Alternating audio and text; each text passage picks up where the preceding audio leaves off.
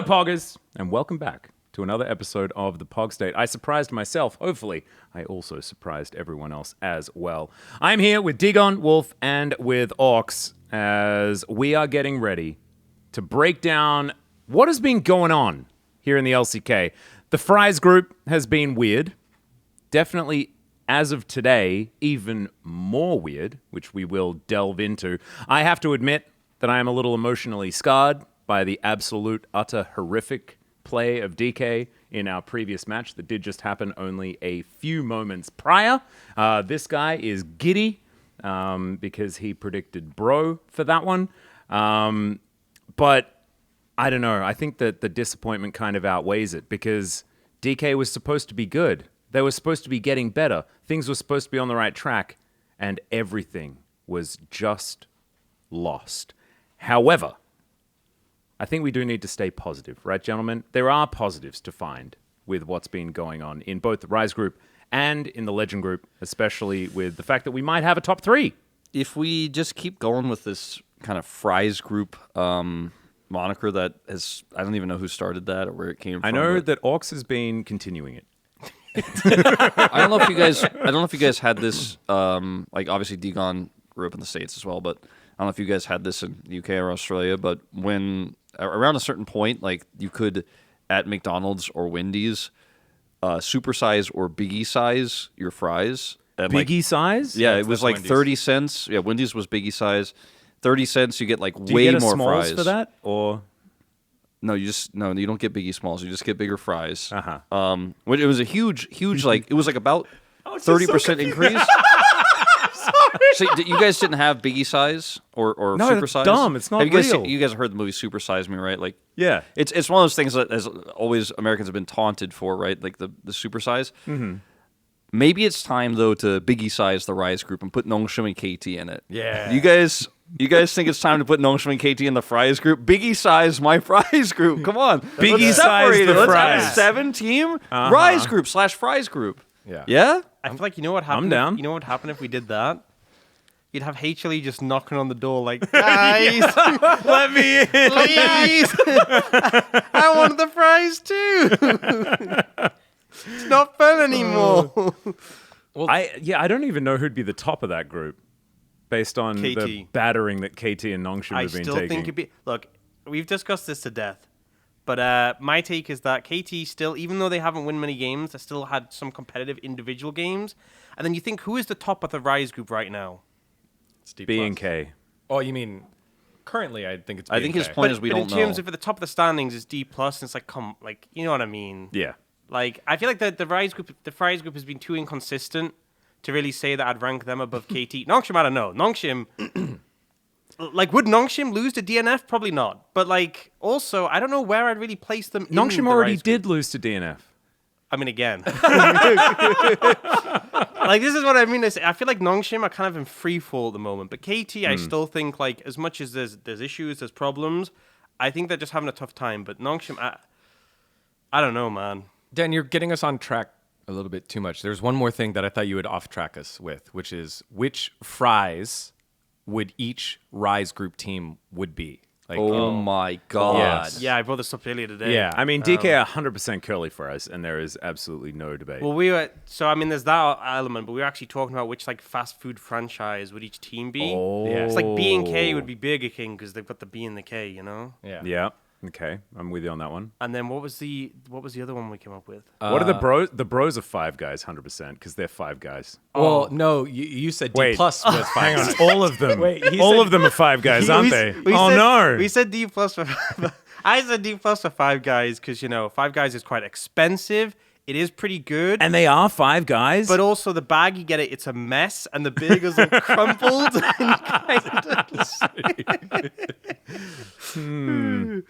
There's a lot of takeaways from this. Yeah, I'm actually... I think maybe DNF is Sonic, because like it just gets delivered to you. Like, you know, someone brings it out on a platter for you. Wait, no. Wouldn't and they do it on rollerblades, which is entertaining. Yeah. They entertainingly deliver it to you, right? Oh my God. So wait, because DK are the top of the Fries group, does that mean they have to be Lord of the Fries? Because I don't know whether you guys have that, but it's pretty big in Australia, or at least in Melbourne. The book, right? Lord of the Flies. No, it's Lord of the Fries. I think it's a pun based on said book. Oh, it's actually a burger chain. It's no, I it's thought a you were just fries like chain. derailing It us lit- further. Oh. No, just a actually, they fries only make fries. And there's a really famous one that's just out the front of Flinders Street Station, and those fries are super good. But like, if you're top of the Rise group, you should be Lord I of the feel Fries, like there has right? to be, to some element, there has to be localization, and I feel like we are a Korean league because like Digon was bringing up these places I I've said never heard of. Zaxby's. He didn't know Zaxby's. I know Zaxby's, He yeah. didn't know Bojangles. Help me out here. I like that song. It's one of my favorites. But he's just making things up, and he's like, you don't know that? I'm not American. Someone help me. Mrs. Winners. Yes. See, like, This isn't real. Yeah, no, I got none of those. Yeah. Okay, from the Lord of the South. Fries has to exit because It's not worth it for yeah, what yeah. Digon will populate us with. well, actually, maybe if this you is get Lord of the Fries, just give no, me I don't. Bojangles. I don't get it anymore. right. No, yeah, it's not worth it. we've Bojangles. rescinded because Okay. it's opened Pandora's box, Yeah. and we don't want to look in. Has to be available in Korea. I was think much that's more the interested rule. in the types of fries. I'm Yeah, down- the I'm type down of for everybody that, knows too. Who's the about waffle fries? Who's Those the ones are waffling weird. team? DRX is the waffle fries, I think, because they kind of catch teams randomly, like a waffle, almost like a net would. Yeah. And sometimes they're delicious, but like if they get even a little bit cold, you That's lose all true. the value. Yeah, And no, they're like a not little great. bit hard to grip comparatively. What other types of nets are there? All nets are kind of like a straight line net. It's just a string. I mean, you could have more round than like the waffle. It's a little bit more squared off. Isn't a round waffle still a waffle? Yeah, but Believe but so. the parts that are segmented are squares. yes, I see. Okay.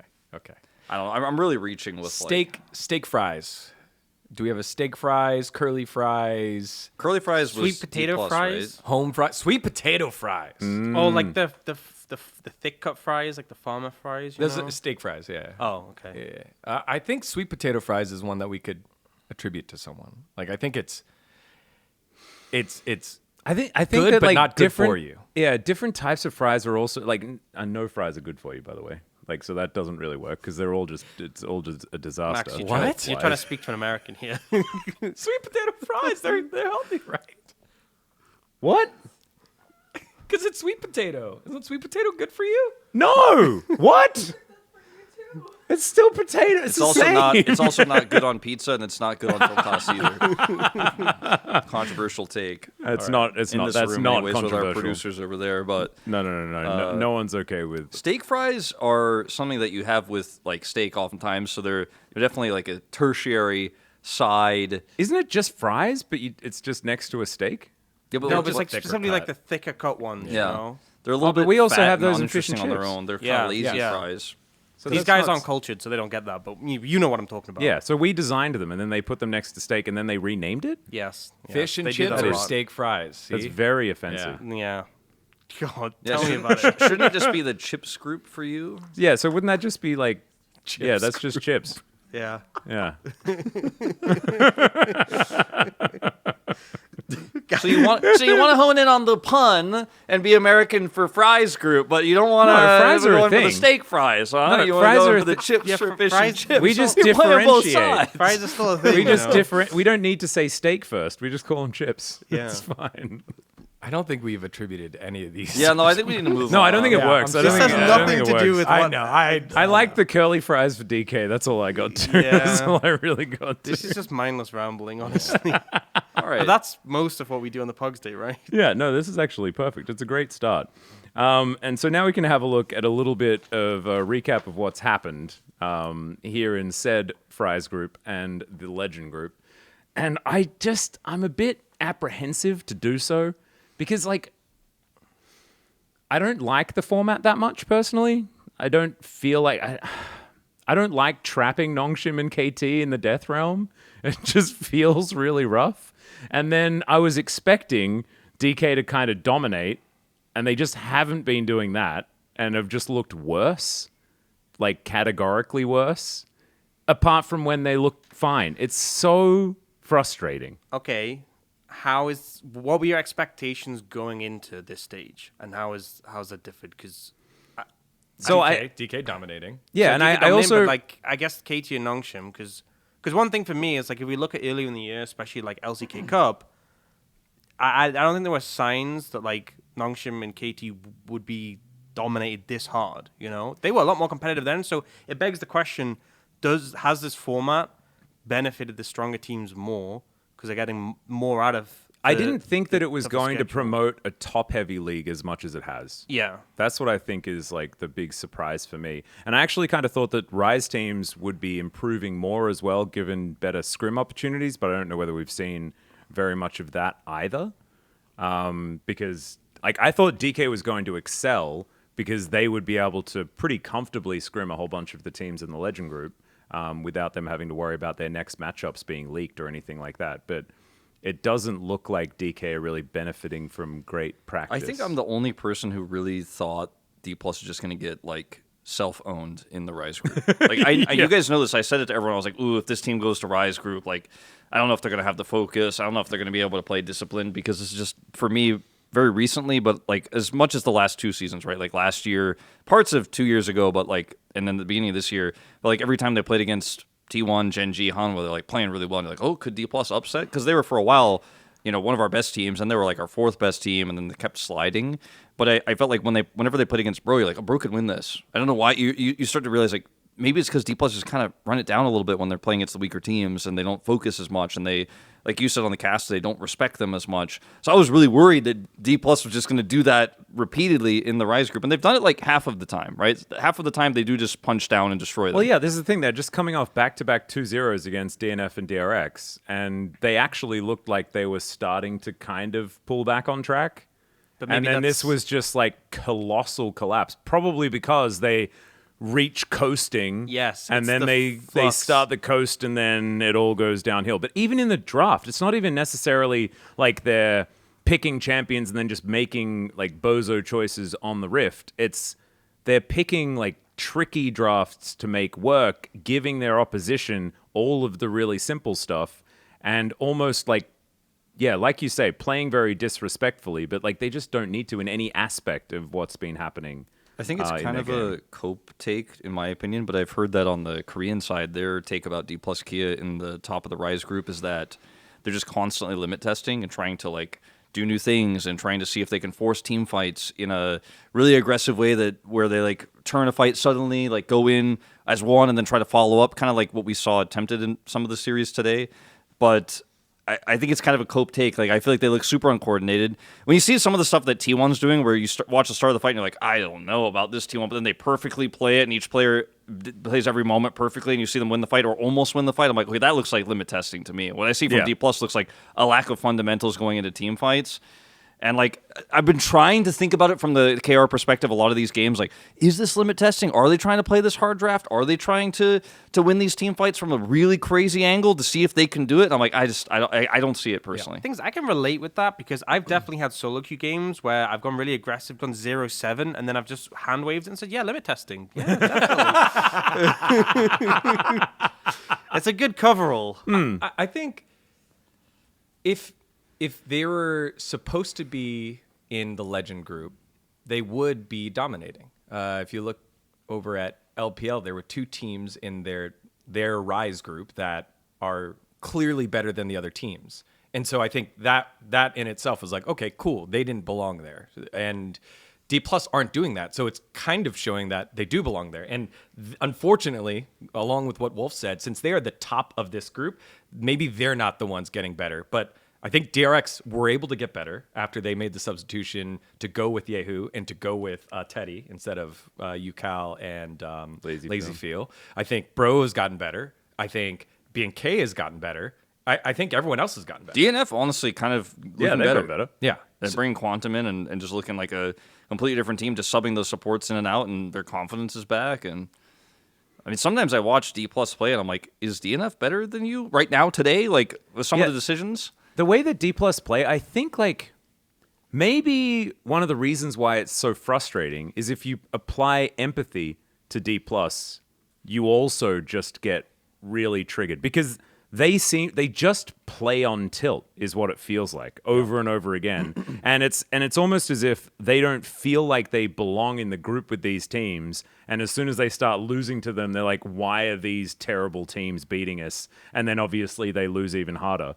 And that happened like very obviously today, especially with like that second game draft really bothered me. Game 2, they just at some point they just started running it, and they were Yeah. like, "We'll see." Oh, it didn't work. And I mean, they kind of had to because like the whole draft was about we have to win these lanes, and they just straight up lost them, just one after the other, just fell apart. Have they won a 2-1 series? Yeah. Okay. Wait, no. They've only been in 2-2-1 series, but they won one, lost one. Okay. okay, I was gonna go. All check. the other ones have been But I pretty feel like streaky. If we generally compare, like if we separate Legend and Rise Group, which obviously we already did, but if we think of them as two completely separate things, I Yeah. feel like Rise Group, in terms of entertainment, like we feel like the It's teams hitting. are getting better. Yeah. The games are fun. It feels like the teams are improving. Other than maybe D+ who are a bit messy all over the place. But I feel like my view, like I watch a Rise Group, I'm like, yeah, this is gonna be fun. Whereas the Legend Group, I feel like we've had more problems there with the beatdowns, and obviously. T1 Gen G, like there's been many periods of the LCK where we've had teams who are just so much better than everyone else, but I feel like this is really an extreme situation because even when we've had like Bro upsetting Gen G when Gen G were close to having like a perfect run, or even I looked back at last year around this time in summer and I was looking and I was like, HLE and T1 were getting upset by like KT and I think it was like maybe it was like Nongshim? Yeah. maybe Nongshim, yeah, like Yeah. lower the table teams, like our top teams were getting upset. Whereas, like, it just it hasn't been happening, and it hasn't even, like, I mean, the teams haven't won a single game off of T1, Genji, or Hanwha. yeah. And for KT, who we think back, like, the road to MSI run prior to them getting beaten down were, like, a very competitive team. All they've gotten is close games, like, against the likes of, like, Hanwha, like, to not even, for them not to get a game, it shows that, like, something is really going wrong. It's really interesting, though, because if you think back to what was happening before the road to MSI, they managed to win against Hanwha, but otherwise they just beat Rise Group teams. That was kind of how they came back. I'm pretty sure that's how it went. I Yeah, think for they KT, played a bit yeah. close against Gen G, which hasn't obviously happened since. But I do think that, like, what has kind of been lost is watching Nongshim and KT actually win ever. Because like they just skip all of those games that they should theoretically have otherwise won. But I think even then, within the games against those stronger teams, they looked more competitive and... But you don't ever get that, like, you never get brought back up again. You never get that dopamine hit of, okay, we actually can kill a Nexus. And they've instead realized they can never kill a Nexus. I think that's the thing. I think the morale hit Yeah. is really hitting the teams. And I think they're struggling to, like, deal with the fact that it's just lose on repeat. Sure. And for next season, we switch it by multiple different things, either a hard reset of the standings, but still having groups, by having maybe teams swap between groups after one of the rounds. Like, I think there's ways to fix it. Oh, but I mean, this isn't a theoretical world, of course, Deacon's Yes. talking about if we have a format change next year. Yes, but I would still, unfortunately for Nongshim and KT, sacrifice their mental and their wins for how entertaining the Rise Group matches have been. Like, those have been fun. It as a fan of just wanting to see close League of Legends. Maybe it's not always competitive. Maybe it's not the biggest brain in League of Legends, but close matches against each other. It has been fun because you see all the different colors of all the teams. We've seen the lowest of the lows from DNF, and we've also seen how elated and jubilant they've been when they've got their wins. And that goes for all teams up and down, except maybe T+, where they kind of, even if they win, they're like, Yeah. we're still here in Rise Group. Well, that's the thing is when it was first pitched to the Legend Rise Group, I was kind of hyped because I was thinking, hey, this is going to mean we get like close game. Like you have a day, you have a Legend game, you have a Rise game. They're both pretty close, pretty That's evenly the matched. theory, right? Yeah. Yeah. And it's- It has been, we'll get through the Rise Group game so that we can get to the Legends Group game, Well, but it's been the opposite but, like, sometimes. Yeah, I mean, the weird thing for me as a caster, it's been like kind of hard as a caster sometimes on these days in rounds 3 and 4 because sometimes you have the Legend Group game where all the Legend Group teams are like the top 3 especially are so good, but even like KT versus Nongshim, like oftentimes it feels like there's just such a gap and all 5 teams are so much better than the Rise Group teams that sometimes the game is decided like 7 minutes because they've almost like solved League of Legends. Like my comp needs to hit this benchmark. Oh, we got way ahead of that because we won this skirmish on the first dragon. Game's over. And you got to cast it for like 20 more minutes and like you're just kind of glazing the whole time. Like, oh, look at the macro, look at the map movements, look at the vision. And the team that's behind can't do anything. And you just cast a 2-0 stomp.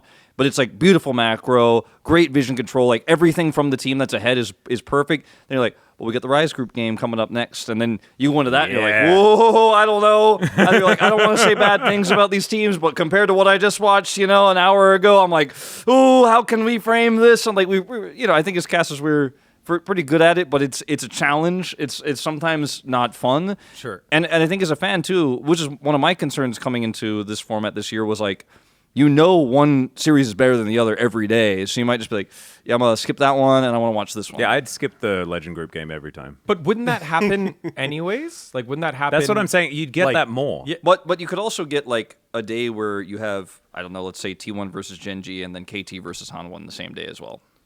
That's true. That Right. could happen. But the problem is, I feel like But like that's once a month. Right? Like when what you just described, I feel like only happened, unfortunately, for the fans of the teams yesterday, where it was DRX and BNK FearX who looked like neither team wanted to win, and then KT and Nongshim who Sure, forgot I'm just how to saying win. there's a bit of a there's like a whiplash between them, Yeah. Whereas before, sometimes you'd get also like I don't know, let's say DRX versus BNK, and then also Bro versus DNF on the same day. But you're like, I know what I'm in for today, and like you don't watch one series and then especially if you go Legend first and you watch the next one, you're like, what, are we even in? Yeah, there's no league? temperature change. It At feels like least- you're watching yeah. challengers comparatively I see. or something. I see. So it wasn't always like that. Obviously, like the schedule was pretty balanced, but I don't know. As a caster, to me, it's like that kind of day too when you have a Legend Group game like the one we had today that went 3, but it was fairly one-sided games, and then you're like, oh, we got the Rise Group game coming up. Like, keep your energy high. Try to like remember that we're in Rise Group, Wolf. And I think we've all kind of coped with that's Rise Group, baby, and other such comments. But it's been different. I don't know. It feels different with this format to me compared to LCK years in the past. It's interesting because I actually have the opposite take because I actually think the Legend games are just, and I don't know whether this is a product of the format at all. Actually, I think it might just be a product of the form of the teams. I think it's more right likely now. that right now. Because T1 and Gen.G are just so many leagues ahead of everything that any other team is doing right now. And it's being exacerbated by the fact that they're beating down their direct competition into a point where they're demoralized entirely and can't really face them unless they're facing each other. In which case we actually see like Dokdam popping off like that game 3 that KT demonstrated against Nongshim. Like if you're a KT fan, you're like, whoa! And, like, you used the E word a bunch of times. I hated that. But, like, you can understand why, people are like, oh, I'm okay with being a KT fan today. But you don't get to feel like that very often because everyone else Once every 2 obliterates weeks. you. Yeah, exactly. I feel like the form thing is valid, but I feel like, I've had some thoughts about, like, why specifically. Because, one thing is, like, usually if you're playing a top team, like, let's say, like, the old format, right? Or the round 1 and 2. You might have a match against Gen.G, and then 2 weeks later you play against T1 or something, right? Yeah. And you can put a lot of focus and preparation into that Gen.G match. It's a big match. You want to try and put your best foot forward. Like, if you're a weaker team.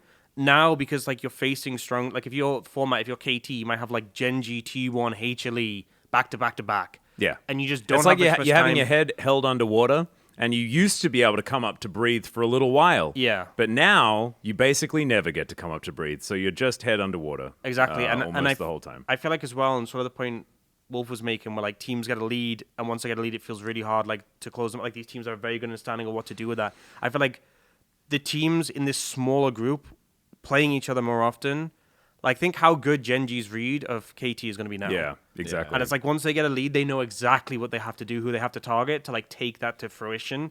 And I just think, like, the better teams are going to benefit more. They're going to learn that we know that historically, like, over the course of the year, like, our top teams do tend to just ramp up and then hit their world's form, right? Yeah. And I just feel like it's one of these situations where this intense schedule has meant that, like, they've kind of downloaded you now, so it's really hard to find an angle. One thing I've been thinking about a lot recently, when you compare the Rise Group and the Legend Group, when you think about the Rise Group, with the exception of D+, I would say, most of the Rise Group teams, in terms of, like, the budget for the players that they have, are all relatively similar. Like, you don't have one team that has Keen, Canyon, Chovy, and Ruler, right? So when you think about that, it's like we looked at the roster of B&K and we weren't like, oh, they cheaped out so hard. This roster's bad. We're like, I don't know if these players are like going to be able to do it in 2025. Like we were kind of down on the roster for that reason. Sure, you still have rookies like Diablo, but like every roster kind of has that. Like DRX still has Sponge, even though they also have Teddy and Rich, who's been around for a little while.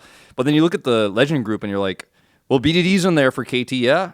But they got Cuz, yeah, and they got Ducked On back, and like it's Peter and it's still perfect up there. And then you look at Nongshim and it's still Gio there, and they got Lehens and Kingen, but it's Gideon and Calix, and like then you compare those rosters to the Hanwha Life Esports roster, and then it just goes up, and then you go to like the T1 and Gen G, and you're like, well, I guess these players have so much experience. Yeah. They're so much wiser. In T1's case, they've been together for so long. In Gen G's case, well, they've been together for so long. Hanwha's case, now they've been together for so... You're like, oh, I guess you won't be able to compete with them. Like, how can you compete with these rosters? You're still catching up in terms of your own synergy. You're getting beat down all the time, so you're getting frustrated with each other, probably not communicating as well as you should in terms of comms and stuff like that.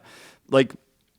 a lot of this, frankly, is like a roster and money issue, I think, when you draw the line. Yeah. And like I feel like no one's talking about that, but maybe the solution for the future is to try to like snipe some players and invest more in your teams if you're Nongshim or KT or even, D plus maybe, because they had some great rookies that they invested heavily in, but that isn't working out right now. Maybe it'll work out later.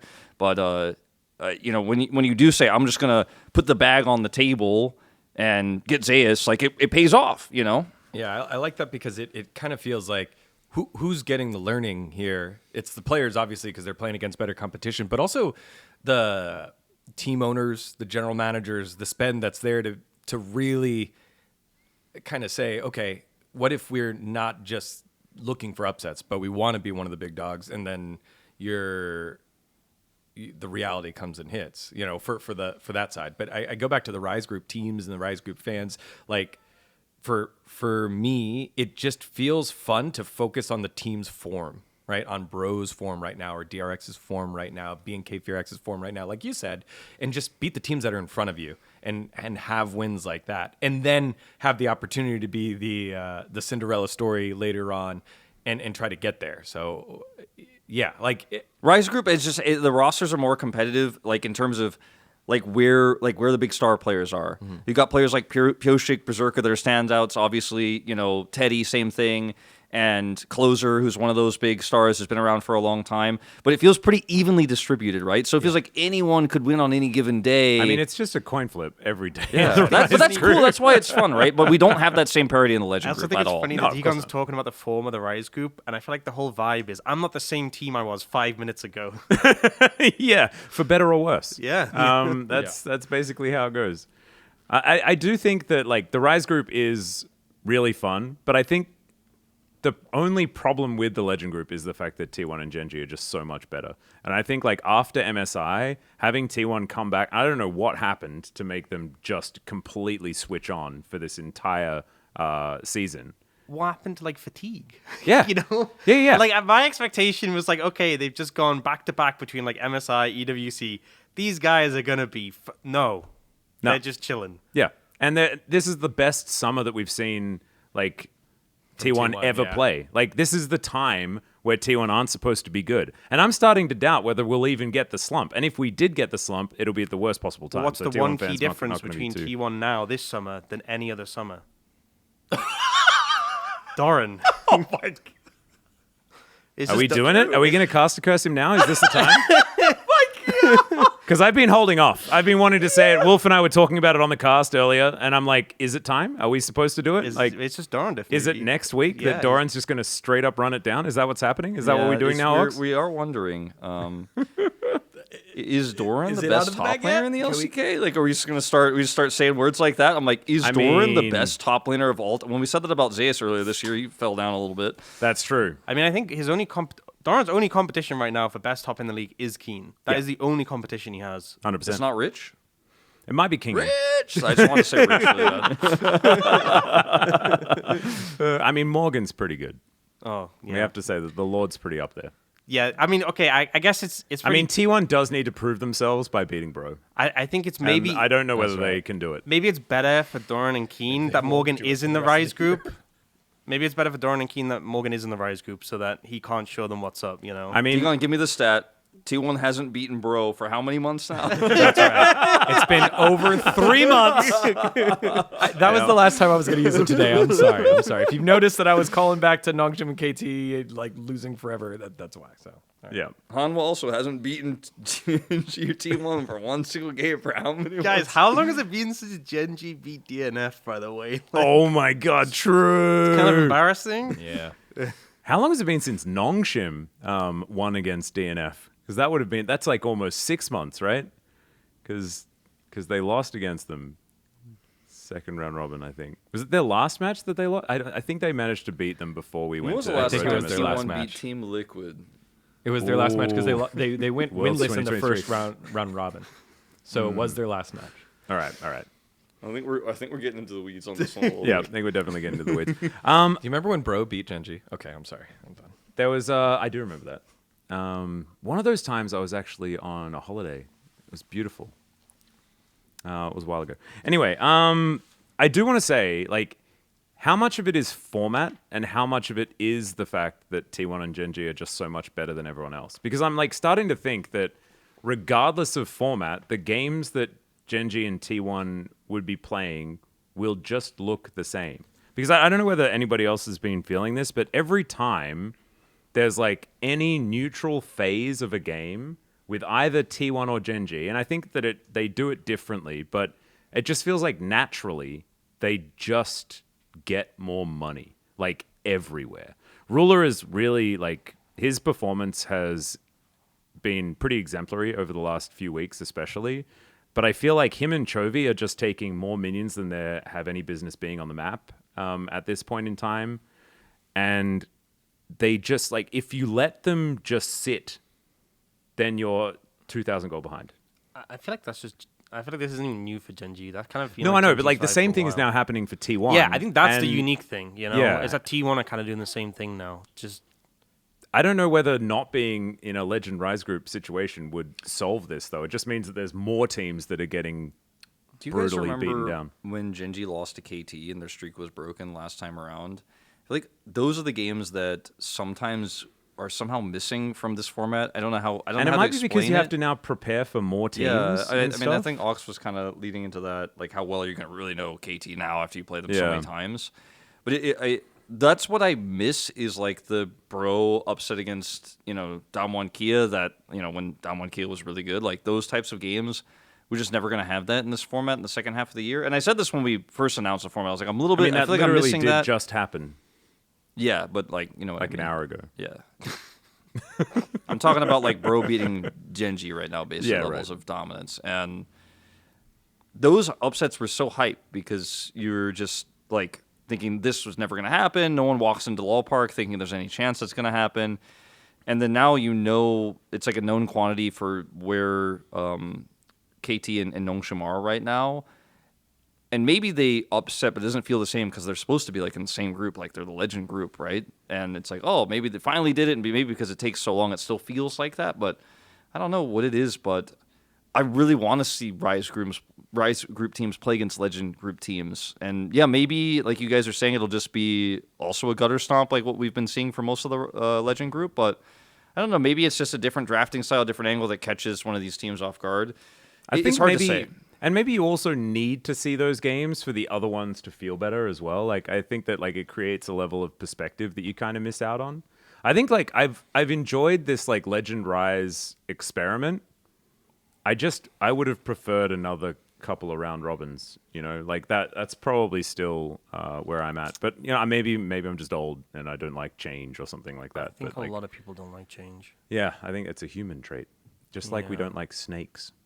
I also think it's something I brought up like 67,000 times. But I think soft reset in the format could have helped, or hard reset in the soft reset in the standings, because I think it has made. I mean, especially because we're approaching like round 5. I think matches for some teams are going to become a bit less weightful, especially like Genji are already. I think they're locked first now, right? Genji's locked first. Yeah. And their score is the same as T1's, like in round 3 to 5. Yeah. Their score is the same as T1's, and they're just like hard locked first. Like no one can catch them, which feels like, I just think like especially because round 1 and 2 was 18 matches, and round 3 to 5 is only 12.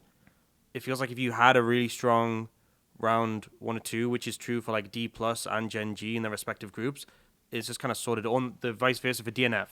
DNF were locked out really early, and I feel like it's kind of killed that whole redemption arc because they have started to look better. 2-6. They're 2-6. But so they have 2 wins. But I just feel like there's, it was very quickly, even with the forms not look better, that like there just wasn't going to be hope for them because of, again, that carryover from before.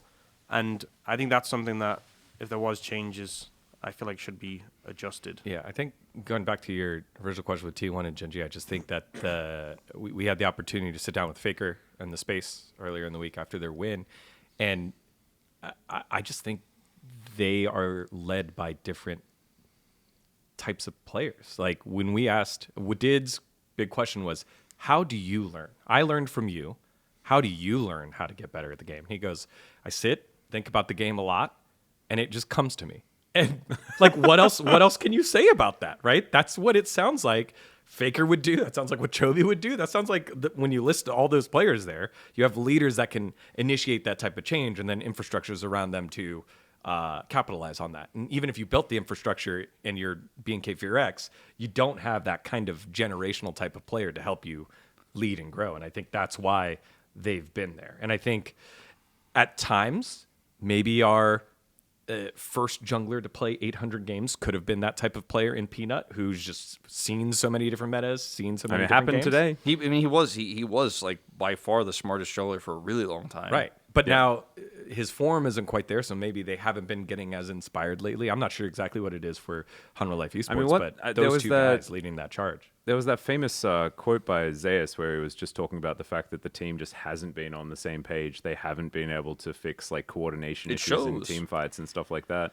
And I guess like they did lose the best top laner in the world and they had to replace him with Zeus. So like they're just trying to fix the potholes. It must feel really weird for Zeus, like, to be as skilled of a player as he Funny, is. but it's kind of true. It's funny.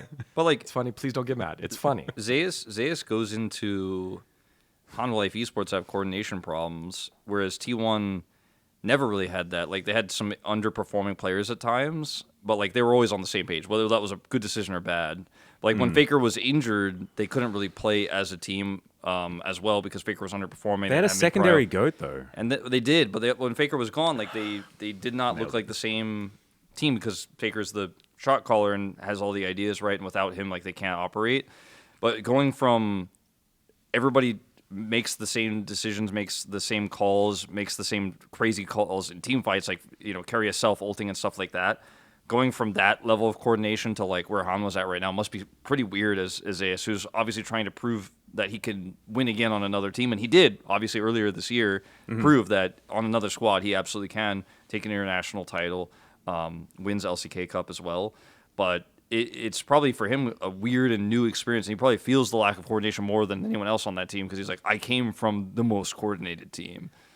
Him and Yike over in, I don't know why I just thought of that, but him and Yike, because Yike left G2 to go join KC and then won the winter split over for the LEC. I think just to be specific to Hanwha Life and this week, they did look better, and the margins were really small with either engage mistakes or teleport mistakes, whatever it was, teleport happenstances. I feel like the progress is there, and as soon as a couple of these players get back on form, then they can start moving forward together as one. Because it just looks like they're all pulling at different times, same direction, but just all at different times. Whereas, Gen G and T1 are just moving all together as one. So, although it does feel like Gen G are kind of just cruising at the moment, especially watching Chovy play. Like today, did some really weird stuff on Azir. The Azir under the tower has been like chain picking like Galio, Annie, like every series. It's just like, nah, phone, like tell me when the playoffs start, man. Like I'm really you got this one. Yeah, all right, cool. yeah. I'm gonna take another 500 minions on the side of the map. I got 13 bomb points. Yeah, you got it. So I do think there's like an element of like we're kind of waiting for the playoffs to start, and I think for HLE this is the right time to like have a decent week, even though you did lose both of the matches. they looked a bunch better. Now they're going up against Nongshim KT. They should look even better. And then they're prepared for exactly when the They play-in actually starts face or the Genji playoffs again start. next week. Yeah, it's KT. Then. Oh, they do. So we get a reset. Oh my god. Okay. So, I mean, to be fair, I don't think you just come off of a matchup where obviously they got beaten by Genji, but it was the closest you've had against T1 or Genji. Yeah. You get a chance to kind of reiterate. No, and I think adjust it's fine. some I think things, this is a they're certainly seemingly ramping up. Yeah. I think Peanuts 800s are going to look way better than the last bit of the 700s. I also think this week was harder because that they was had a good line. they had T1 and Genji this week, whereas next week they just have the Genji matchup. It's KT Genji as far as I Yeah, know. so Yep. I think it is going to be, if they focus everything on that matchup, it's obviously it would be an upset, but it's not unwinnable. I'd agree. I think it's an interesting week for predictions if you're going to predict when teams are going to start, their research. I feel like a lot of these round robins and stuff like that feel like a horse race.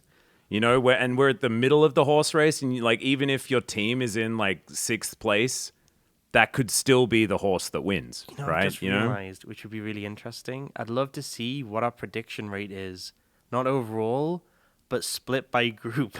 Because I feel like my Rise preds have just been a disaster. for Legend, I feel like everyone must be on 95% or something, or close to really I'm not. high. So I came into I made some bold decisions at the beginning of the okay, season. but I feel like for most of us, round 3 Well, to sure, from round 3 onward, though, maybe. well, a little with the bit. groups. Oh, yeah. For Yeah. for Legend group, I feel like most people for Legend group must be 80% of the lowest. And then Rise group, I feel like my Rise group predictions might be 30%. Or something. A coin flip would have beaten me, Yeah.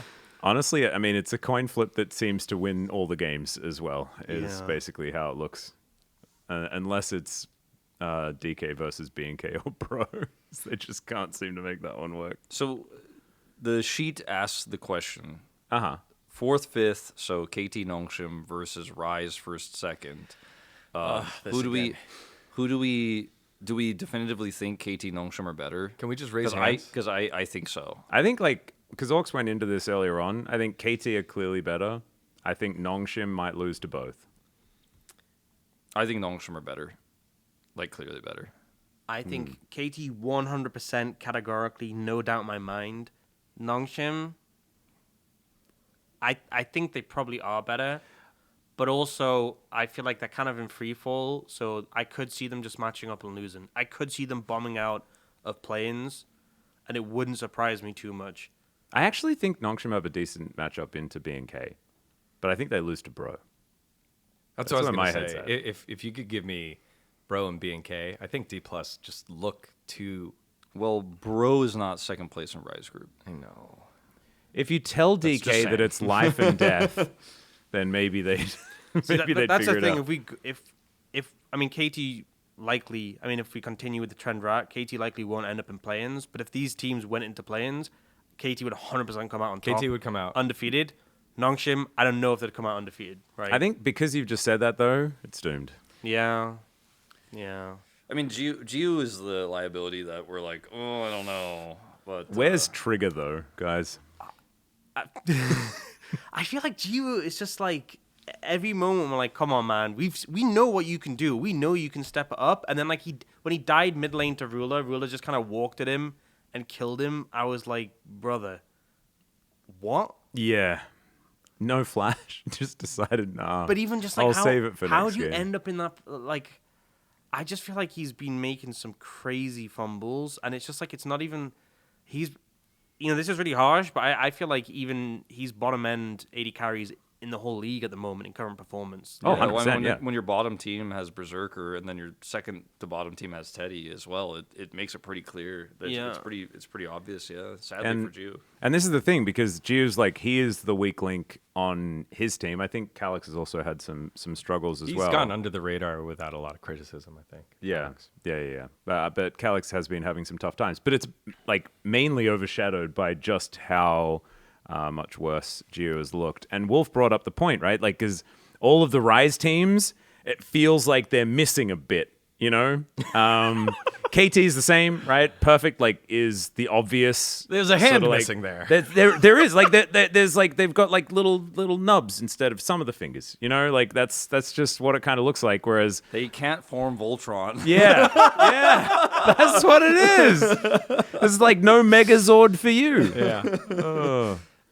It's time to biggie size the Rise group. Yep, I think maybe it is. That's time to how we biggie-size fix the it for Rise group. next year. Just 3 teams in Legend.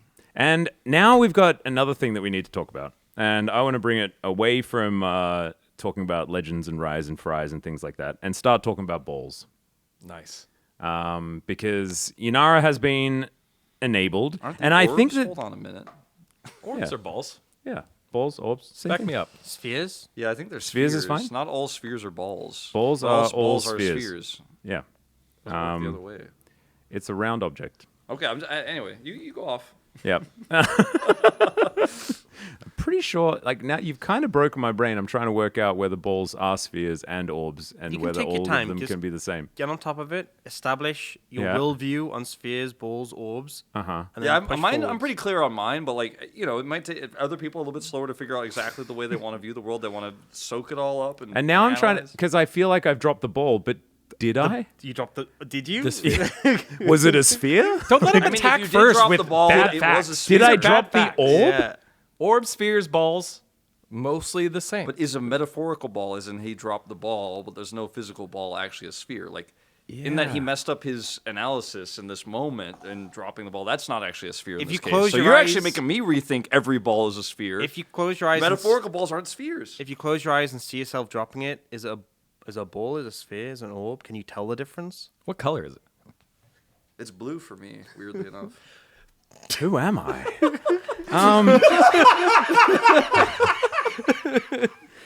So Yunara, so you meant to say we're talking about Yunara. It's one of these PogState episodes. It wasn't even a 6-game. It was worse. I think if it was a 6-game, it would have been fine. What I was going to say, before ball... You should get that checked out. Resort to sheet. Yunara has finally been open to play. She's so OP. Yeah, she's so OP that I kind of I do want to bring up, right? Because we did just see, like, okay, it's okay, pull it together, we'll be all right. Okay, Cuphead, come He's on. D-gone now. Is it balls we have a problem with, or is it orbs or spheres? It's blue spheres that I have a problem. Ah, be careful with that. He's more of a green sphere sort of guy, you know. Yeah. Well, I'm not blue blades. All right. Viper did just lose on the Yunara. I think this was pretty cut and dry, the conversation about Yunara just being ridiculous. But the way that it was just kind of dissected and destroyed by Gen.G earlier today, and I know it's Gen.G, so it's a little bit of a different story, but like their draft looked like it had absolutely no hope in that particular game, from what I was sort of feeling. You mean Hanwha's draft? Yeah. Yeah. And so I feel like finally at the end of the week, we sort of got this like answer to Yunara and whether she is OP or not. And it was to just kind of like ignore the lane entirely and then dissect the team fight. I think, obviously, she's a really strong AD carry, but similarly to picks like Zeri or Vayne, where like, you know, high damage output, quite mobile, quite hard to pin down, there is certain combinations of champions very effective against those. And Like a great Wukong? example, Wukong, Rakan, those two together. You know, if you're like, guys, you know, I've invested everything into my OP 80 carry, and it's like, well, I have this, which smash 80 carry. Better not get CC'd, I guess. Did you notice they Yeah. were Wait. standing next to each other the whole game? Yeah. Yeah. Like Duro and Canyon were just like linked arms skipping around the rift together. Oh, let's murder someone. Yeah. I have a feeling that's probably what the comms It were. felt like Gen.G with that draft were like, nah, like, we'll leave Wukong Yunara up and see what they do. Oh, they left that angle for us? Well, let's see what they do. And it was almost like a test. And they were like, ooh, they failed the test. The Ari pick was another problem. Like, I know we were talking about Yunara, but that was another Bizarre. thing that was completely also- off the rails. The Ari is a problem. They let them get the Wukong. Okay, this has all been established. And then they left the Rakan to second rotation. That was the Yeah. issue, yeah. Like- it was last pick. It was R5, the Yeah. Rakan. I just genuinely think that, like, you know, individual champion. Yunara, in terms of individual champion budget, very strong. There's a lot of individual champs where like this one champ is really strong. Wukong individually very strong, but Wukong Rakan, I think if you let the enemy team get that, it's just like ugh. Especially if you have like champions that are vulnerable to it. Yeah. It just feels like it's so hard to do, because you saw a amount of times Viper's just like, oh, I'm farming, I'm dead. Another game to think about that might be a better example for showcasing what Yunara could do and how like she can be broken is that game that you guys probably remember, the game where Guma played Lucian with Electrocute and he tried to put Ruler down in lane early and he did, and like Ruler was like out of the game until there was a fake recall from Duro and then they caught the Lucian, and then it was like, oh, no, Ruler's just completely broken now, like completely wide open. He's pushing in on the Lucian. He goes into mid lane. He cannot be stopped. And like, it's that type of game where you don't have enough engage. It's just the Rakan in this case, and you're like, it's Dunzo. Like, we can't stop it. And It's broken. they did the right thing. They spent the resources to make sure that the Yunara didn't do stuff, and then all of a sudden, as soon as she does one thing, it's the whole thing is falling apart. Well, I think that's the thing is like her passive increases the damage from crits, right? So she basically doesn't have a passive early game. A lot of her abilities, when she activates her ult, all her abilities get amped like crazy, and they scale with rank and ult. So like, you know, if you get later in the game, you have more points in your ult. Her laser does way more damage. Her dash is faster, but also like her ult, it's kind of like Zeri, where when Zeri ults, it's so much power. Yeah. And so I feel like it's just one of these champs where if she gets to the point where she has items, if she's in a team fight, if you can't immediately explode her, she just does so much damage. She's just Also so feels hard like to the deal cooldown on ult is just like it's always up, is what it feels like for every time that a with. team wants to fight. You're not really getting value. There's not many situations where you're like, oh, we bit her ult. Yeah. We have a big window. You where we're only like, want to we're gonna be able ult on fight. objectives. You're not like, I'm ulting to win this skirmish for vision. But no, Yeah. I feel like I've seen that happen and it's been fine. Sure, it can happen. But like the other thing about Yunara, which I kind of underestimated when I was watching like people stream her and stuff, was how broken the Q is actually. Where you just it felt like it was gonna be hard to stack the Q in lane, and like you could get bullied by a lot of champs. Varus is banned always, so Yep. that's not a problem. Then you get into these lanes, or even the Electrocute Lucian, where if you get control for just 1 second, you're like, I just hit the minions and get my Q, and then no one can trade with me. I out-trade everyone. So sure, she doesn't have a passive, which is true, like, early on. But, like, when she presses Q, it's like, well, no one can outduel this champion. She just does way too much damage. It's like Jinx being excited, but it could happen at level 1 in It's like- theoretical sense. Yeah. It's like COG W. I mean, obviously you don't get the Yeah. range, but it's just like you have to respect it so much. And the thing is, if you're playing something like, you know, the Electrocute Lucian, and you're like, you go in for your combo, and let's say you miss your piercing light because, you know, there's a sidestep, it's like you're suddenly so vulnerable. And I think that's something that's like kind of scary, because it's one of these picks where, I mean, these are picks that often define the meta are like super strong, because you think of like a pick who scales really well as like, okay, this champion has to be weak, like Kayle. It's the Kayle or Kassadin are like gonna the say prime Kassadin, examples of like scaling champions where you think, oh, they are kneecapped early because they're very strong late. But the champions we often see out in pro are more like a Zia, where he's really good in lane, really safe, and then is also very good in the later stages. And I feel like she has trading power in lane, and obviously the big lane bullies can give a problem, but you can still weather the storm. And then, you know, she has skirmishing power as well, and then a team fighting's just insane. It's kind of like how many Zeri games would have where I there'd was be going to say the same thing. there'd be Yeah. a skirmish that would happen. Zeri would slide in, clean up the fight. That's enough gold. You're golden, and the game's just over. And even like, you know, I we'd mean, have that's the classic certification. It's the Zeri moment, Yeah. right? Yeah. And the Yunara moments can happen as well. you know, Well, I think just if you're a team, you're playing against it like a Kassadin. That's what I was going to say, the level 16 kind of timer. It's not level 16 for Yunara per se, but it is a timer that you're trying to dance around and not accelerate with unnecessary skirmishes. However, the difficulty is that the wave clear is there when you're stacking. And the Kassadin queue. is more like Kayle in that it's hard to win those skirmishes on these champions. And also, you like, can, but these it's champions hard. are But Yunara is, unanswerable like- later in the game. Yunara will always get killed by a cyclone. Yeah. Like, that will always happen. Whereas, like, Kassadin, it is There actually was- Monk a W. There was Look at the another watch. Yeah. interesting Yunara game that Gio played against Hanwha Life. I think it was actually maybe the first Yunara game we actually had. Yep. Yeah. Where like Viper was, you could tell Viper he was playing Xayah. He was like stressed. He like flashed for the feather callback that one time in that team fight around the Otacon. He was like, "Hey, this champ's out of control." Because, Yeah. And Gio almost got it done, even into the Wukong, I believe that Hanwha had in that comp. Like, it's very, very powerful. And if you don't shut it down properly, or you don't respect it, or you cyclone at the wrong time, or your cyclone is forced, like if your engage is down, she just walks up she ghosts and she's like, goodbye, all of your 5 players. Also, I think he built. I need to double check now, but I was looking up builds for Yunara and I looked up the LCK guys, and I think he built Kraken Slayer. So I think it was kind of like first time Yunara build for Jiwoo there. There's a lot of different builds, though. I feel like it's been It's like, really Kraken Slayer diverse. was the most recent one as well. I've seen Kraken Slayer. We've seen Blade. Yuntal and Blade. Yeah. Pays had a pop-off game when he played it in LPL. Yuntal is apparently the highest win rate in solo queue, but it's also by far the lowest played. I'm pretty sure Kraken is most played at the moment, just in general, like Emerald plus solo queue, and otherwise Blade. But the win rates are like still like 54% approximately for all of them. It's like not really that much. There's different. like the 2-item spike where you have like Bork or Kraken with Runans, and you're trying to win those mid-game fights, or you go for the Yuntals and you're like, I'm really going to hit a 3-item spike and pop off. Yep.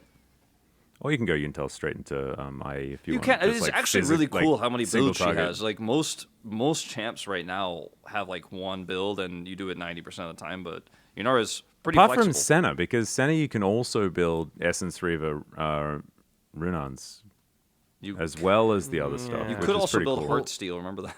That's something as well that's interesting because it hasn't really been lent into, and there isn't really items that do so. And I don't think there's a reason to. We're going to see it right now, but like she has some weird ratios with some of her abilities. Like her passive that increases the damage of crits has an AP ratio. Yeah. But it doesn't really come into play because she doesn't build AP. Although if you get like Baron, for example, then your crits will do more damage as a result of the AP you get. But like, maybe there's a future where we end up with an item that like, I mean, the reason I talk about this, I play a lot of Arena, and in Arena you get like tons of free stats and stuff, so you can end up with like having AP as Yunara, or there's like crit items that have AP on them and stuff like that, so you actually see that get value. Nashor's Tooth Yunara incoming? But it's like most games, like your passive is 10% extra damage, magic damage on crits, but it has the ratio, and it'd be interesting if in the future we have items that like actually sync with that, and then she could really be a demon. I mean, I just think everything's more fun with a Rage Blade, so I'd be down. There's a world where like we could see Yunara build like a fast arm guard and go Zonias or something, for safety, I guess. I mean, honestly, if you're struggling with like the Wukong Rakan, I feel like champions like this is why I always felt like Kai'Sa when she was on the AP build had a massive benefit. Champions that like can fit Zhonya's into that build and not feel terrible, because we even had times where people were building Zhonya's on non-Zhonya's champions, right? Like we've had people build Zhonya's on Varus occasionally when it's like, I need this, so I'm just completely cooked. Yeah. And so, if the ratios are good enough to justify it, and you're like, hey, I'm dying to this is what I need, then, maybe it could be a thing that fits in. Yeah, just to clarify, it was not the Kraken Slayer build for Jiwoo, and Diablo did not as well. Correct. And then after those two played, everyone built Kraken Slayer. That's what it was. So Yeah. Sorry, Jeezy Weezy. An aiming build Blade, I think. But like, I mean, all three of them are possible. They're all things that we can actually do. It seems like a very punishable pick, and I think part of the way that she's sitting in the draft right now is because it's like on red side, you're like, well, Wukong's up. If I like, if I ban, like, if Wukong's banned, you're like, okay, I have to ban her because they'll first pick her, and we don't have Wukong. If Wukong isn't banned, then you're like, and sometimes you have that trade. But then it's awkward because the team is on blue side. It's like, do I want to pick it with Wukong up? And we saw Hanwha try it. It didn't work. Part of that was the rest of their draft. I think she's also really flexible as well. Like, you can play her with engaged supports pretty happily in lane and just like kind of weather the storm, and she's still got all of that pop-off potential in the late game. Like, when you look at first picks, like, yes, it's good if they're strong, but it's also incredibly good if it allows your draft to be somewhat flexible. And when you've got a champion that's just like it's overtuned, then it can fit into a whole bunch of different scenarios and just kind of be okay. So I think that's probably what's providing like a lot of the value. Varus is the same. I think Varus is like, because he fits into so many different archetypes, is why you see him also being either pick or ban first rotation, just because like the coaches want to retain the ability to like turn this into a different draft whenever they'd like to. It's why flex picks have been so powerful. The flex. I haven't looked too much into the new patch, except I know like there's some funky changes with like Nautilus and stuff, and AP junglers the are coming brand back. upgrade. But does Ooh, Yunara baby. get any changes? I don't think so. Right, next patch. I don't think so. Yeah, that's I'm not she's. 100%.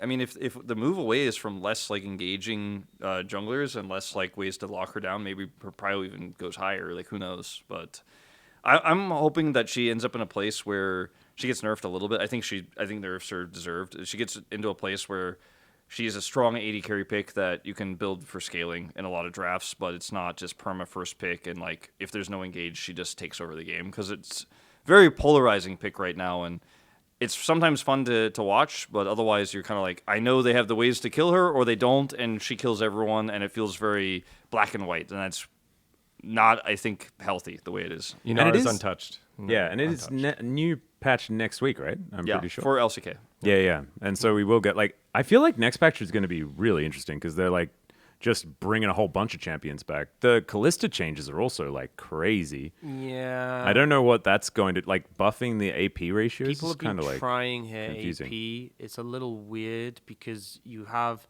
I mean, there's different builds that have kind of, like, lent into it that we've seen. Wouldn't it be really hard to play just because, like, now you need to calculate Ren damage so much? So if you're actually, like, the amount of people that would just be overkilling by 1 billion, Yeah. because, like, your autos do 0 and then, like, you hit them for 12,000 or something. Yeah, it's obviously you need to calculate, but also there've been like kind of hybrid builds, so you still have decent amount of auto damage, but you lean into the AP a bit. Yeah, the whole so- point was that, like, the AP from Rageblade will feel less bad, and so 2-item spike better, right? I think is how it's supposed to feel.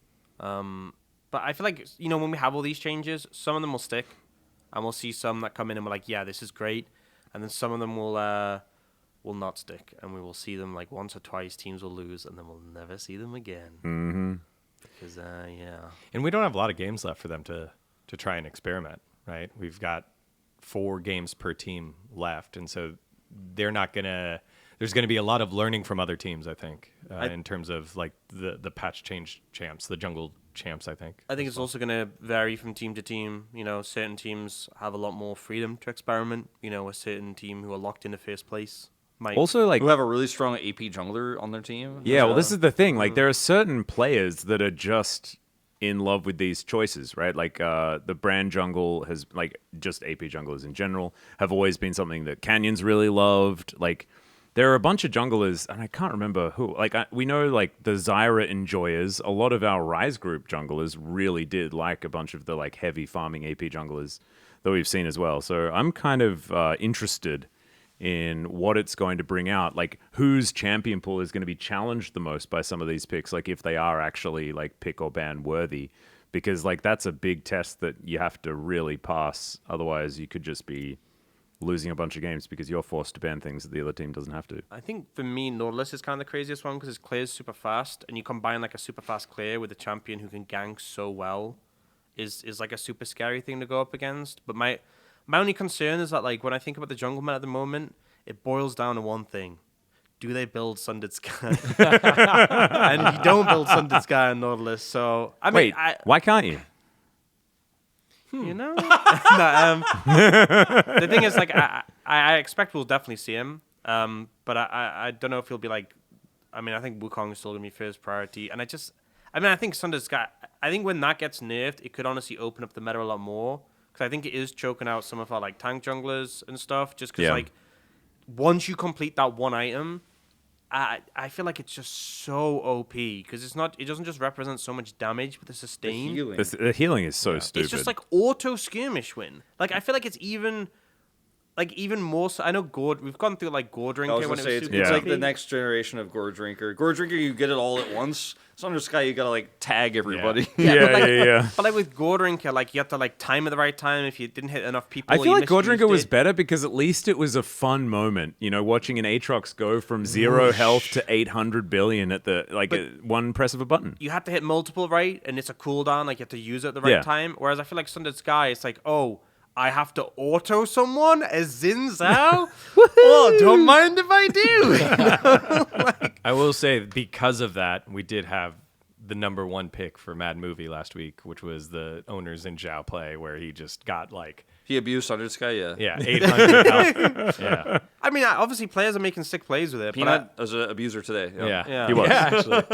But I do hope that the changes lead to bringing back great moments for the best nickname we came up with for one of the junglers this year.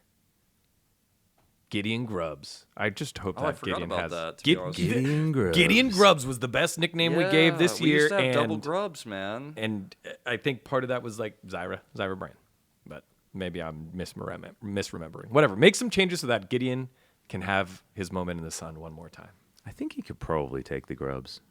Yeah, he's still allowed to do that. Grubs are still in the game. He hasn't been able to do a lot the last 8 games. Well, you know, I That's a said good that. memory, man. I made Gideon Grubs, but I just I don't know. We haven't had a deleted chance to I use deleted it. Yeah. You know, I said that thing earlier about like the Legend Group teams are really downloaded. The other team, like T1 Gen G, they know about Gideon Grubbs now. So This he is the tries problem. to step over there, and you just have like Canyon and Chovy are watching, like, oh, I know what you're doing. We know that these be the Gideon Grubs.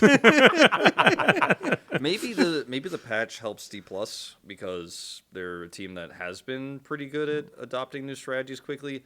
Or maybe they just get border than other teams, and so like Maybe. as soon as they're Same thing. bored, they like do dumb stuff. Like, maybe that's maybe we needed a shake up for that dumb reason. stuff is smart though. Like when Canyon was on D Plus, okay, I know this is a long time ago, but like they would always pull out like the Karthus and do fun things, and like sometimes at the beginning of the year they did it. We were like, wow, these fearless drafts are quite unique and different. Now they did. I remember in the playoffs of LCK Cup.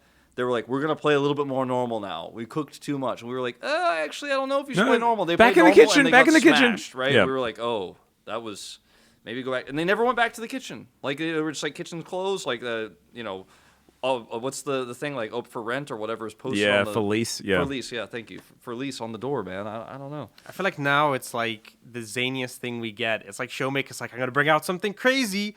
It's TF. And it's like, Showmaker, this is the 7th time you've... Yeah. Your zany We pick. know you've got a cool skin. Like it's fine. Can't you bring something new for once? Yeah. Now it is time to approach the subject that Orcs has been waiting this entire episode to get to, and that is POM votes. Palm votes, yeah. Oh, I thought it was like the Ziggs Nope. rune choices from earlier today. No, it is. Ziggs It is. leveling choices from today. It is. Oh God, what He happened? maxed W, not E. Second. He's got a satchel for safety. You They have that they anyway. actually increased the AP ratio of his E by 50%. Only when you put points on it. It's actually lower at rank 1. You have to put... Yeah, anyway. Yep. So basically, what we want to talk about is justice for supports. Wow. We've had one support doing very well. His name's Carrier. And you may have noticed he's been kind of popping off recently. So he's been getting a lot of POM votes. A lot of the Gumayusi fans have been quite upset about this because they feel like this is more of a slight to Gumayusi than a shout out to Carrier. We can allow you to address that if you would like. But Orcs, what's happened? Why do people hate support so much? I actually had, as an introduction, Orcs' 5 tips to secure POM. Okay, what's So I that? prepared this. So number 1, make your big plays later in the series because voters might forget about you carrying game 1. True. Very important. 2, play flashy, stylish champions that make a big impact in team fights. Pretty straightforward.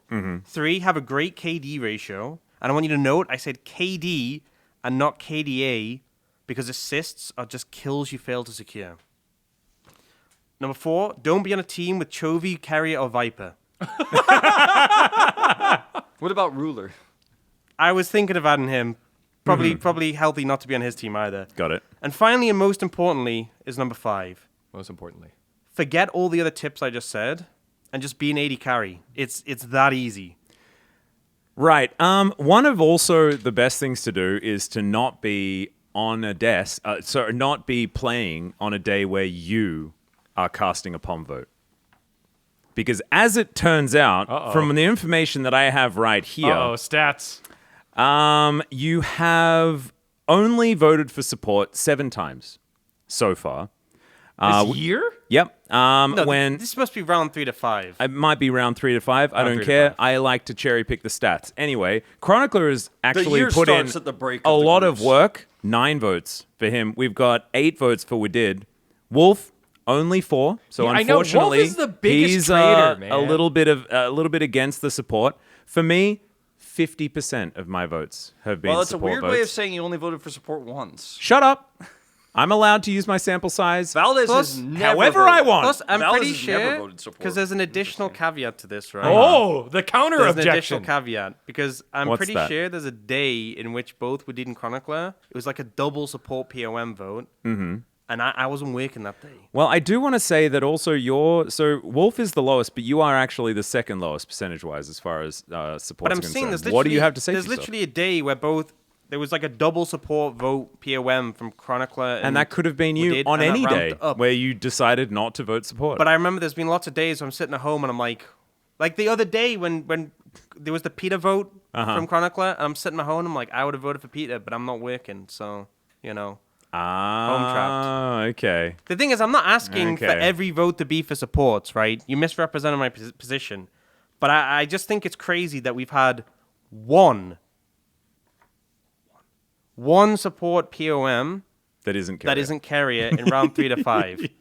And that was President And- Palu. and And guys- Valdez tried to vote against And him. guys, you might have, Crazy. I just Crazy. mentioned the easiest way to get POM is being 80 carry. Let's look at the numbers, right? Yeah, the numbers ain't great. 40% of POMs have been 80 carries, right? And look, what did we flame media for so long? What was media always doing? What were they doing? Boom, boom damage voting, right? And 80 carry is the most boom, boom damage roll there is. I'm not saying that every 80 carry didn't deserve it, right?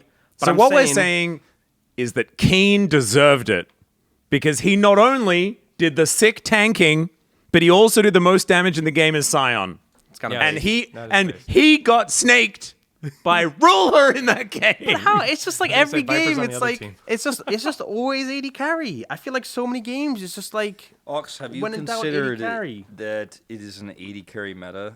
And 80 carries are given a lot of agency. Have to you boom also boom? considered that perhaps our 80 carries are really good and have just been playing better than everyone else on the Rift? But I genuinely think on a lot of the games that I've watched, I'm like, okay, your team set you up, gave you a ton of gold, and then when you were 4K gold ahead, you left-clicked them several times in a team fight, and the game ended. That sounds like 80 carry slander. That sounds like Braum. Braum was the one who set them up. Braum, like by just right-clicking, yeah. miss Q, Occasional walk up, hit. Q, yeah. Yeah. Yeah, but he did the Engage Q as Braum. well. I don't know, I just Worthy feel of the like palm. there's been a lot of instances where it Right. feels like people are just defaulting to 80 carry, and I'm like, I mean, like, how do I think he was the one who was... I feel like part of it is things are exacerbated by POM, right? Because I think when it was POG, you go into a game and you're like, okay, what won this game? There was this big play, or maybe there was this gank, or there was this factor, or these specific things. But when it's POM, you're thinking, oh, what's the average of the series? Yeah. And some people, media, might just look at the scores over the course of the series and then attribute that and be like, oh, well, the 80 carry played well across all 3 games. Or like, let's think back, like, we think back to the big team fights. Oh, well, the 80 carry was doing well. But like, I just think that the issues that we had in POG have been exacerbated because when it's POM, there's more nuance to it because it's not just like in a singular game, there's only so many conclusions you can draw. And you also like have the problem where we had this in POG as well, where everyone's criteria was different. Yeah. But the criteria is now even broader. Exactly. Which is what you're talking about. So it Digon, does you want to get murky coffee? it. These a guys little are bit. kind We're going in, man. I'm solutions oriented, but I don't know if there's like, do we just vote? Do you vote POG for each game for both teams, and then you just remember what the score is if your team wins? So if it's a best of 3, and who's the POG in game 2 where you lost? But then Who game are you 3, if you're not solutions orientated? It's Doesn't extra everyone work. want a solution? No, I felt like we were No, just I want- yelling. I You want- provided I facts want- that you are the most support voter, and therefore we should just listen to you. Man, But I he want wasn't outta listening. I here. felt like we're just yapping. Yeah, no, it's a fair enough point. Look, justice for 80 carries. 80 carries finally have agency. Okay, look, they finally have agency. Like, it's been a long time since we've been able to be like, okay, 80 carries can make big plays. We have a lot of 80 carries, like Corky, Varus, Yunara, okay, Sivir. She clears waves real well, man. It was like pretty She impressive. also shields with a spell and where, stuff. you actually get to play the game a little bit, do big boom boom, And sometimes when it's a longer series, you got to be like, well, he didn't die. You know, the enemy team was trying to kill him, and he flashed over the wall, and he didn't die. And then he did the boom boom, and that was his job. He did his job better individually across 2 games than anyone else. And so I gotta vote boom boom. I think it's a product of it being an AD carry meta, and also the fact that you vote across 2 games where AD carries often just, you know, they're the ones that carry, you know, and so when they don't die and they don't make mistakes, and it's a hard vote, you just go, well, yeah, Rula did have a good KDA. He did pop off on that quirky. Guess I'll put the check in the box. Like, I'm obviously being a bit sarcastic, but I do think you can't fix this problem unless you, like, have a summit where you, like, explain everything you just said to, you like, every explain voter. what the criteria actually has to be, and it's not all ambiguous, and VNcast doesn't get to just vote for Morgan And because I'm they just love gonna him. keep, and I'm that just stuff. gonna keep voting for AD carry when I'm tired after a long 3-gamer, and like the AD carry did pop off in both wins, and I'm like, you know, I think this is a pretty reasonable vote here. And I like also, the if summit you idea. vote for it and they win, that means that like You were right. a lot of people also voted Why for don't we them. make a content segment where Ox explains Palm? It can be on both streams. Yes. That way, Chichizik and media. Yes. And That's important. Soup also get all the info. That's right. I just think the specific games I'm talking about is there's examples Talking. where talking. I feel like so often when it's talking, you know, we have scenarios. Sorry.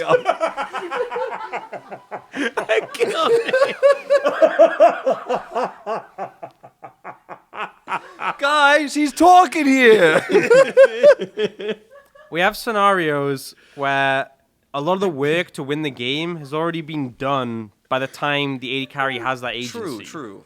And Ruler, I feel like Ruler game 1 of today. Ruler game 1 today. You brought it up. He was cleaning up at the very end of the game. It was Oh, after Duro. If it was POG, Duro wins. And also, I don't even know whether Ruler wins POG of game 2, but on average, he was better in both series. Like, because like Duro like was written off by having just like a very forgettable Braum game. but I feel like if you so you can't vote for Duro anymore. but I feel like if you flipped game 1 to game 3, He still had a forgettable Braum game. I don't think it matters at all. Because I think it's just the proximity, because he was so impactful in winning game 1. Recency but the problem bias is is definitely it's a the thing. recency Oh bias. yeah. Recency bias is important. And- In that series is a bad example though, because I think it still goes to Ruler because he still looked good. But also, sometimes you have to consider performances in the loss as well. It's like, oh, they lost game 2, Oh, but... do you know, do there's that? other Because this is factor. the I other do a little thing bit. when it I comes do to a little bit. criteria. I eliminate a loss in a series If it's really close... if you're predicting POM. If it's really close, though, sometimes I give it a little shout. I'm like, See- oh yeah, he played really well in game 2 because you know, player of the match, which was still the loss was part of See, that. the thing is, I feel like my criteria isn't super strict to the point where, like, I'll completely rule out a loss or I'll always, like, factor in the loss. But I feel like it depends on the weighting. But I think something So if that's... supports play well in the loss, you'll keep the loss in the thing. Is that how it works? That's Not actually. quite. I'm sorry, man. But I think something That was that's bad. more true for how I look at the game that I think some other people look at the game, perhaps media,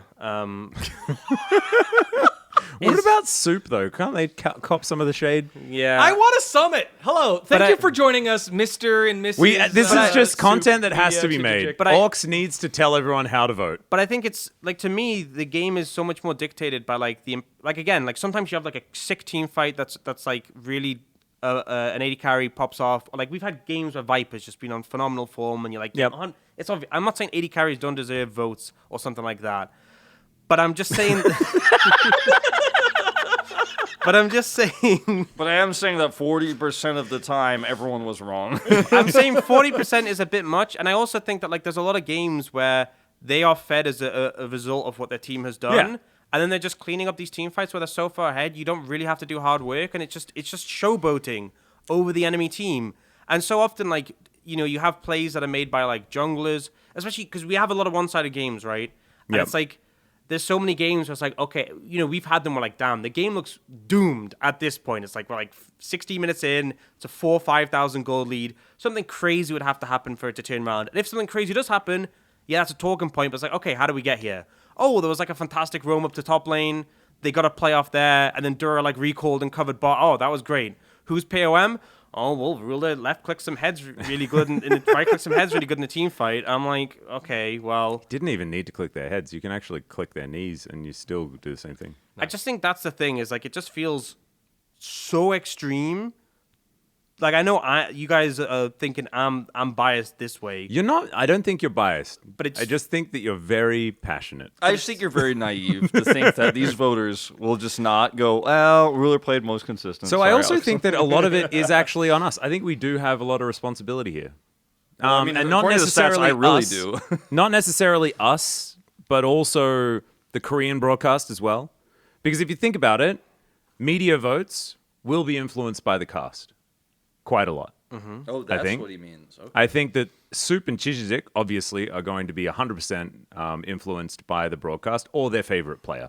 And if T1's playing it, it'll probably just like always, go to, it'll be a popularity contest and that sort of stuff over there. VN cast will always vote for Morgan. Yeah.